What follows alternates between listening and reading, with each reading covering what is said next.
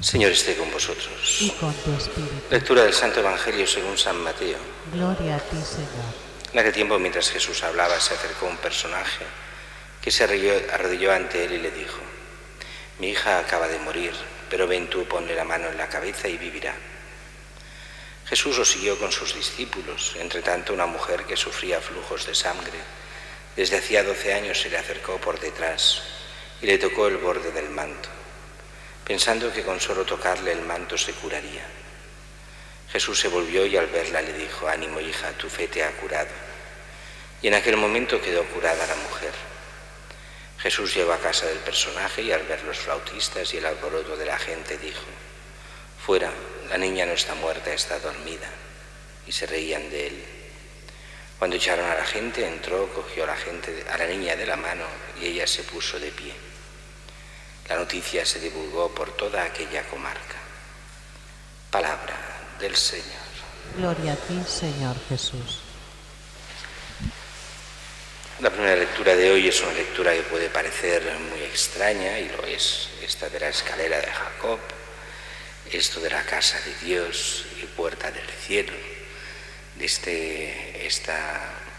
este sueño que tiene, esta especie de revelación, y que la Iglesia desde muy antiguo la interpreta como una figura de lo que después será la Iglesia. Aquí se habla de esa promesa de todo ese pueblo y esa tierra que serán los descendientes de Jacob, que viene a ser como una renovación de la promesa a Abraham, y que para nosotros es clarísimo que se refiere a la Iglesia de Dios, a la auténtica Iglesia de Cristo. Y allí los padres de la Iglesia hacen toda una interpretación curiosa, que es la puerta del cielo y la casa de Dios, sino allí donde realmente hay esa escalera que pasa del cielo a la tierra, que es allí donde se celebran los sacramentos y especialmente la Eucaristía, que es la casa de Dios y es a la vez la puerta que lleva hacia el cielo, y es esa escalera que sube y baja del cielo a la tierra por medio de los sacramentos.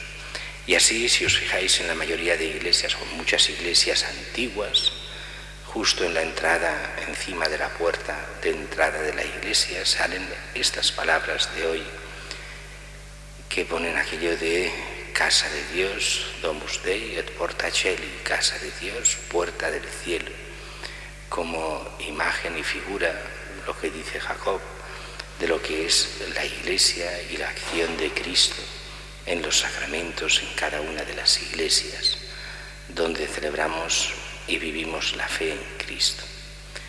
Mientras que el Evangelio de hoy es un Evangelio que ya leímos hace poco, pero en otra versión, de otro evangelista.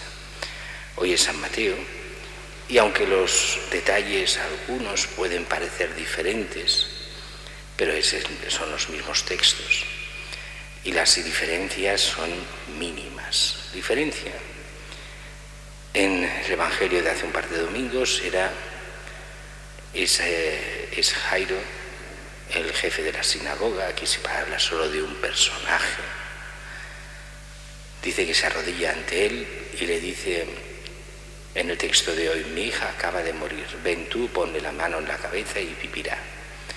El texto que leímos es: mi hija está muy enferma, imponle las manos y vivirá, y se curará. Pero al cabo de muy poco llegan de la casa diciendo: tu hija ha muerto, no molestes más al maestro.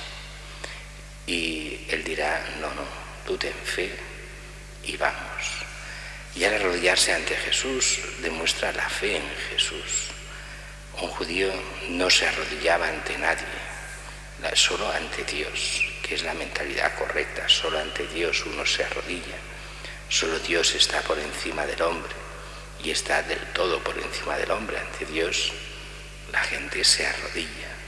Recuerdo un sacerdote hace muchos años, más joven que yo, pero ya decía, él se ve en una parroquia cuando hay fe o cuando no hay fe. Cuando la gente es capaz de arrodillarse ante el Santísimo, quiere decir que hay fe.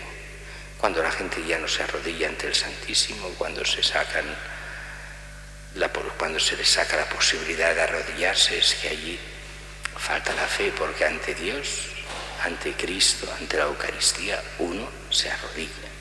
Y es lo normal, es lo que ha de ser, porque ahí es la presencia real y substancial de Dios. Por eso, ante Cristo, los que realmente ven el poder de Dios en Cristo se arrodillan, como hace este personaje. Y vemos aquí dos puntos. Uno, la curación de esta mujer, la hemorroísa, esta curación de esta mujer que vive casi en secreto esta enfermedad, que es curada por el Señor, que también tiene fe. Ánimo, hija, tu fe te ha curado. Es curioso como en la mayoría de las actuaciones de Jesús, y lo veíamos también en el Evangelio de ayer, no pudo hacer muchos milagros porque no tenían fe. La fe es esencial para la acción de Dios, no porque Dios no pueda hacerlo, sino porque Dios nos pide esta fe para hacer milagros. Nos pide la fe para la actuación directa. Cuando no hay milagros, aunque no son necesarios los milagros para la fe y no son los milagros los que dan la fe, pero muchas veces la actuación de Dios es mucho más explícita cuando realmente la gente tiene fe realmente en Dios y en su poder. Y lo mismo pasa con la hija de Jairo.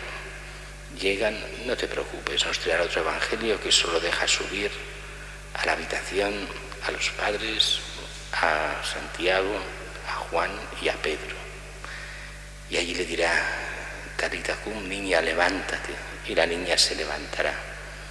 Y se ve también, aunque aquí no sale en el evangelio de hoy, pero sale en los evangelios paralelos, como después dirá, y dad de comer a la niña. Porque a veces lo que pasa en estos milagros es que la gente se preocupa del todo del que hace el milagro de Jesús y después se olvidan de las necesidades de aquellos por los cuales se ha hecho el milagro. Y por eso Jesús se preocupa por aquella niña.